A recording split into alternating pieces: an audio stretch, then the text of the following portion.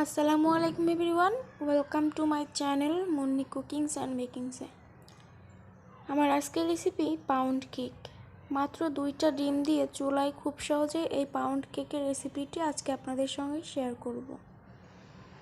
তো ভিডিও শুরু করার আগে ছোট্ট একটি রিকোয়েস্ট, যারা আপনারা আমার চ্যানেলে এখনও নতুন তারা অবশ্যই আমার চ্যানেলটিকে সাবস্ক্রাইব করে দিবেন, সেই সঙ্গে পাশে থাকা ছোট্ট বেল বাটনটিও ক্লিক করে দিবেন।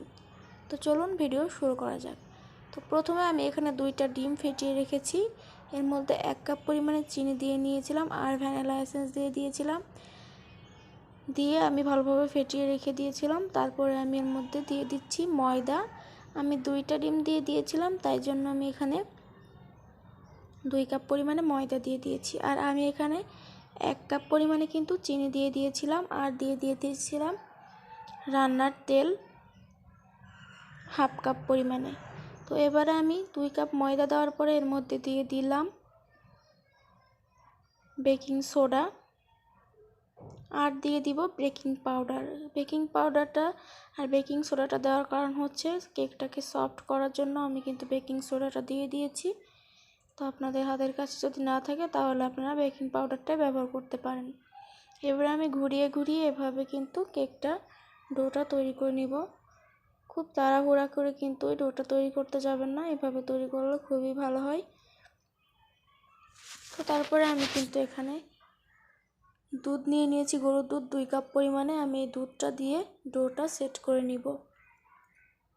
তো এ পর্যায়ে দেখুন আমি কিন্তু 1 কাপ পরিমাণে দুধ অলরেডি দিয়ে দিয়েছি।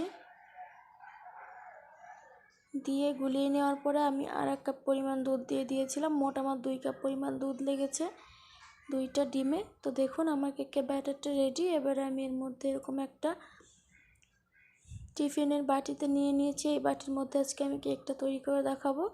তো আপনারা যে কোনো কেক মোল্ডে কেকটা তৈরি করতে পারেন। তো দেখুন আমি কিন্তু এভাবে তেল ব্রাশ করে নিয়েছি। কাপ ভিতরে আমি কিন্তু দিয়ে দিয়েছি কাগজ, তো যাতে কেকটা ফুলে গেলেও কিন্তু ভেতরে যাতে কোনোভাবে প্রবলেম না হয়। তো তারপর আমি কেকটাকে সেট করে দিচ্ছি ভালোভাবে। দেখুন এভাবে ঘুরিয়ে ঘুরিয়ে একটু। তো এবার আমি একটা কাঠি দিয়ে ভালোভাবে ঘুরিয়ে দিচ্ছি যাতে করে এর ভিতরে কোনো ফ্লাস না থাকে। তো এভাবে তৈরি করলে আশা করি আপনাদের কেকটা পারফেক্ট হবে। আর এভাবে পাউন্ড কেক তৈরি করে আপনি কিন্তু রেখে দিতে পারেন। তো এভাবে আমি দিয়ে দিলাম একটি তলানিযুক্ত হাঁড়িতে।